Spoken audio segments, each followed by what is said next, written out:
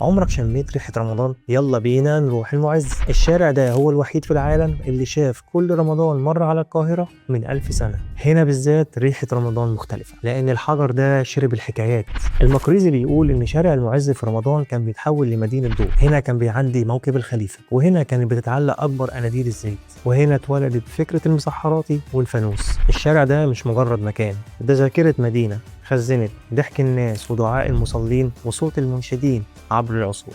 كل حجرة في شارع المعز ليها أصل وحكاية، وكل ما زنى في شارع المعز شاهد على إن رمضان في مصر أصل مصر بامتياز. بس أصل الحكاية بدأ من فكرة الشارع الرمزي. المصري القديم ما كانش بيبني شوارع عادية، كان بيبني طرق للمواكب المقدسة زي طريق الكباش. عالم المصريات لبيب حبشي وصف إزاي إن الطرق دي كانت بتتحول في الأعياد لساحات عرض كبيرة بتجمع الملك والشعب، ودي الروح اللي انتقلت لقلب القاهرة لما جوهر الصقلي بنى الشارع الأعظم اللي هو المعز. بناه علشان يكون المسرح الكبير اللي بتعرض عليه مصر عظمتها في رمضان. ومن مواكب الأعياد في طيبة لمواكب الرؤية في المعز، فضل الشارع المصري هو الحاضن الوحيد لفرحتنا. الأصل لسه محفور في الحجر وفي قلوبنا. قولوا لنا في التعليقات إيه أكتر مكان بتحبوا تزوروه في شارع المعز، واستنونا في حلقة جديدة من أصلها إيه مع بتوع الآثار.